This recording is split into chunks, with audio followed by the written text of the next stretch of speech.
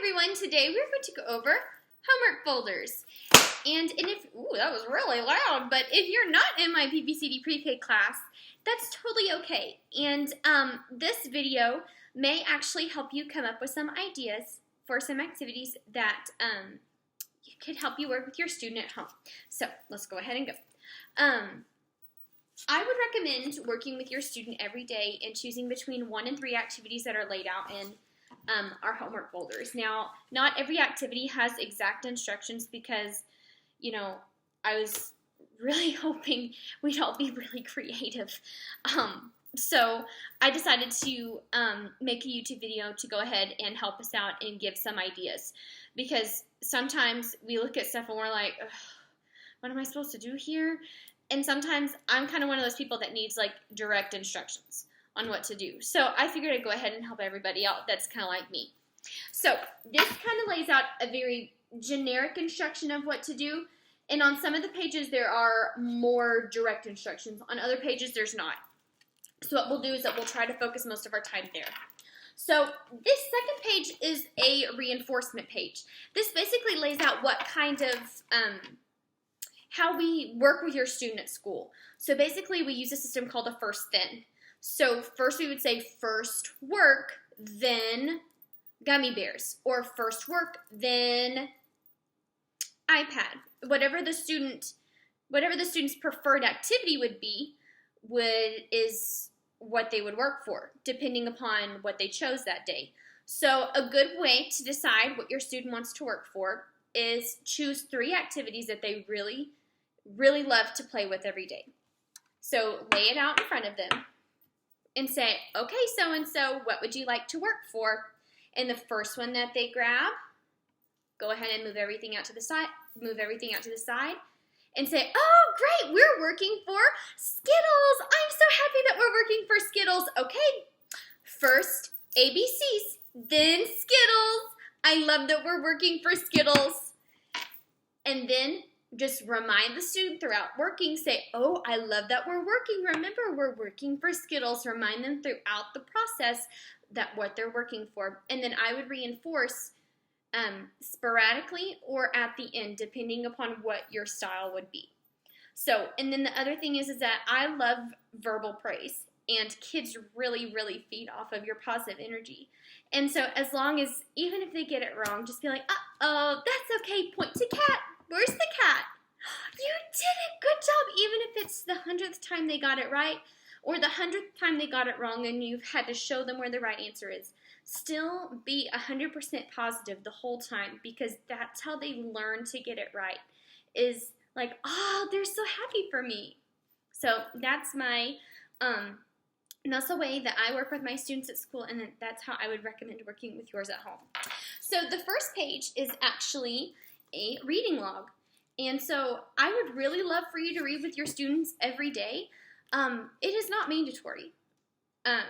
Because I really feel that it's important that our earliest learners really get a lot of, reading done, so then they can have a lot of background in, early reading. So there's a little slot here for Monday through Thursday. If you decide that this is something that you want to do, go ahead and fill it in with an expo marker, and then I'll slide one in here at the beginning of the school year. The next one is a letter formation. So this is basically working on their handwriting. So because in pre-K we really work on the pre-writing skills, which could also be considered scribbling. If your child is there, then go ahead and do something called hand over hand. If you're not really familiar what hand over hand is, say your child grabs the pencil like this, and this is how they're trying to write. Then go ahead and say, uh-oh, let's hold. And then show them how to hold it, and then you put your hand over it. Well, because I'm left-handed, it's kind of hard. So then you would put your other hand over it and help them write. And then you help them write each letter and say A, B, B, B, B, B. Good, writing. And you go through each letter. You can either get through all the letters, you get through half the letters. It's at your pace and at your child's ability level. That's what's so flexible about these things and so unique is because I wanted these things to be individualized for each child. Some of these things will be in everybody's, but some of these things won't. And depending upon where your child is, I wanted to make it the most beneficial for you and for your child. But this writing, I think it's really important because we're going to work on it at school, and I wanted you guys to have the tools in order for you guys to work on writing at home. So this next one is called labeling. So you can see that there's not very many pictures on here, which is okay because it does take a while to learn new words. So the instructions up here say point to a picture and ask your student, what is this? If they give you an incorrect answer or no answer, tell them the correct answer and try again after 2 different pictures. So, for instance, say you said, what's this? And you're pointing to the shoes, and your child says, crayon. And you say, uh-oh, these are shoes. Can you say shoes? And they say, shoe. Good job saying shoes. And you say, what's this? Couch. What's this? Spoon. What's this? Shoes. Good job saying shoes. Did you see how I went here? Then I went to 2 different ones. And then I went back because you want to check. So if they continue to get them wrong or they don't respond, if you say, what's this? And there's no response, just say, spoon. That's a spoon.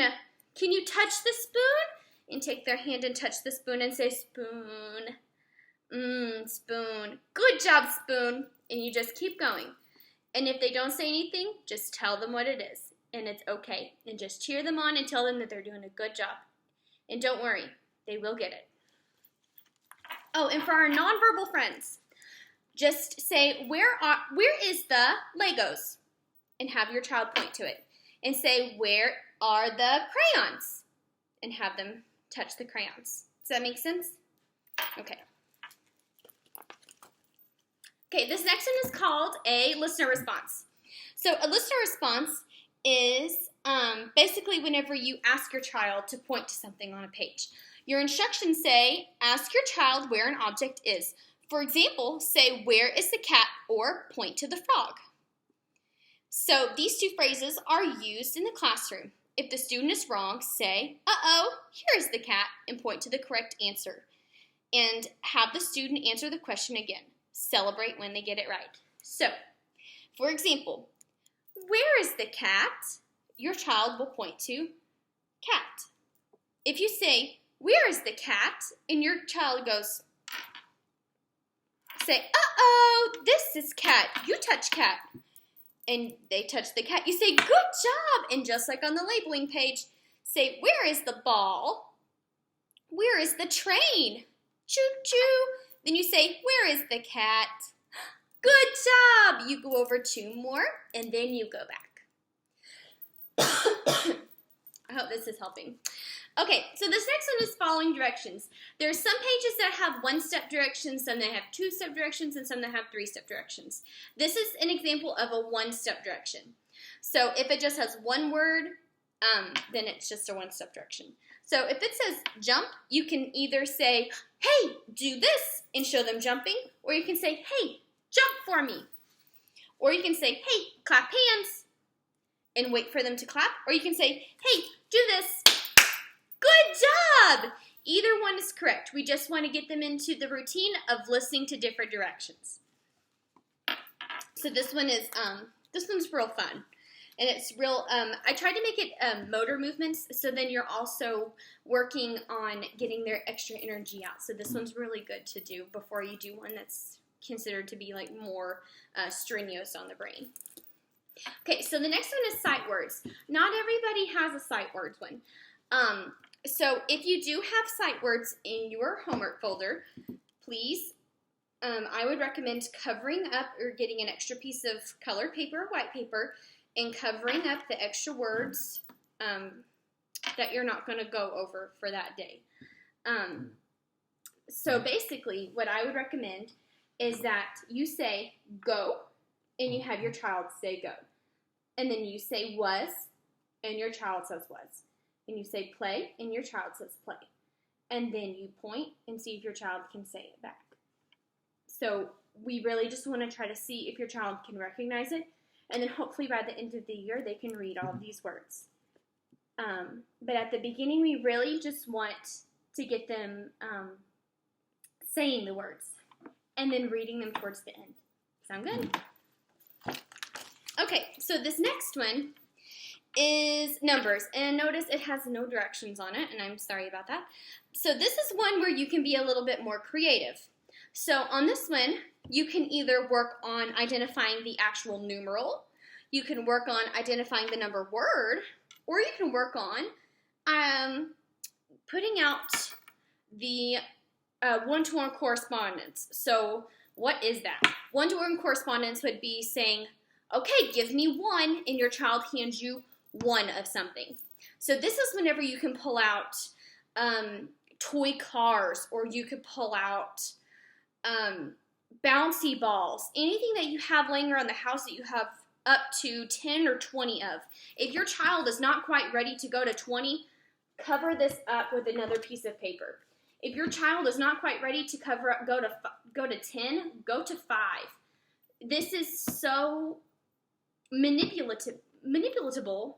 I think that's a word. It can be a word for now. It's so like changeable that you can use it how you want to, and that's why I wanted to include it in there.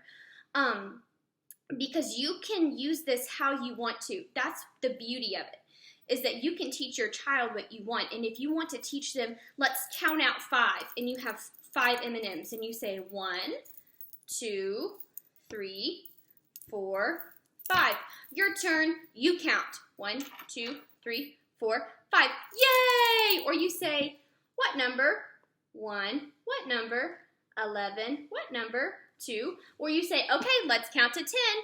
1, 2, 3. It can be used however you want to. If you need more ideas, just let me know. But I really wanted this to be more of like a freedom of how your child learns numbers best, if that makes sense. Okay, this is called an LRFC. This is a listener response by feature, function, or class. And you're kind of like, what? So, I was kind of like that too when I first heard it. I was like, I don't understand what all that means, because it's kind of funky if you kind of think about it. Okay, but the directions are: ask your child one of the prompts below. If they are incorrect, show them and answer and say the prompt at the same time. So one of the prompts is, which one meows? And then your child would point to the cat. And if the child doesn't respond, say, oh, the cat says meow. So I hope that explains what LRFC, by your feature, function, or your class. The feature, something that one of these items looks like. The function, something that it does. Or the class, like being an animal, a piece of transportation, a toy, a food, or a piece of furniture. Does that make sense? I think that's like the easiest way to explain it. So that's how we're trying to ask them questions to see. They're more complex, because sometimes that we can think about things and say like, oh, the cat says meow, or oh, the train says choo-choo. But our littlest learners haven't quite gotten that far yet. And so sometimes we have to individualize the question sets in order to help them develop those skills. So another one would be, which one rolls? Which one rolls? And your child should point to the ball. If they don't, say, uh-oh, the ball rolls. And then you say, which one do you eat?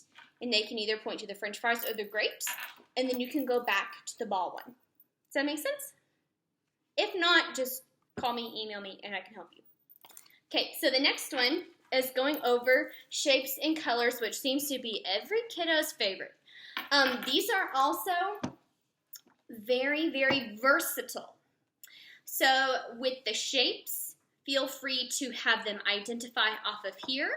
You can pull out toys that are also the same shape and lay them out and say, where's the square? Can you find a square that's on here that's over here? You can walk around your house and try to find shapes that are also square and have your child point to them. There are so many things that you can do with it, just like on the colors. I just kind of wanted to put things in here that would be beneficial for your child for you to learn, or for you guys to know what we're going over at school. And it goes over all of the colors. I also, a good matching one is to pull out actual crayons.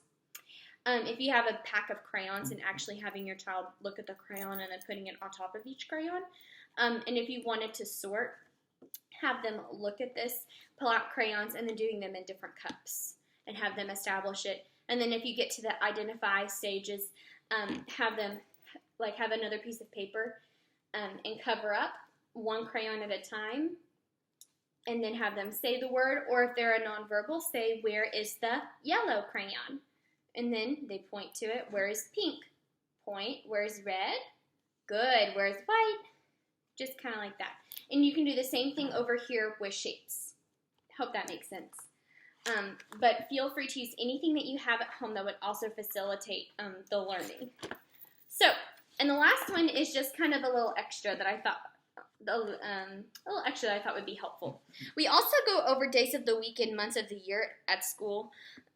So for some of our kids, some of my friends don't have this in their folder because they're not quite ready. But if you have somebody that's working on sight words, I almost feel like they're about ready to start looking at days of the week and months of the year. And this has the picture association with it, with the months, because in pre-K we associate words with pictures. And I feel like this is good. And if you have like a days of the week song or a months of the year song, play it for them. And then you could say January, February, March, and April, May, June, July, and August, September, October, November, December. These are the months of the year. And then eventually they'll get onto it. On my YouTube channel, I actually have some Storybots videos and some ABC Mouse videos that would help with teaching these if you ever want to go over those. So that's beneficial as well. Don't feel obligated to go over this page, but I wanted to go ahead and throw this in if you do have an advanced learner that wants to look at it, or if you are just advantageous and want to look at it. So the very, very last thing is actually more handwriting, but it's individualized for the child. So this is I Can Trace My Name. So each child will have one of these in their folder, and it has their name on there, and it gives you the opportunity for Monday, Tuesday, Wednesday, and Thursday, and they can trace their name, and I will have an expo marker in the folders, and the child will be able to go hand over hand with you, or they can independently trace their name. So that's really just what it is for, and then just cheer for them and everything. So that is the entire homework folder. I hope this video was explanatory and helpful on knowing exactly what to do with our pretty little things, and I hope that they are extremely beneficial for you guys this year. I worked really hard on preparing them, and I really hope they turn out good, and I hope that they're used a lot. So if you have any questions, please feel free to call me or email me, or just comment on here. If you like the video, press like. If you want to see more learning opportunities and more videos, press subscribe. And I will have more videos for you soon. Bye.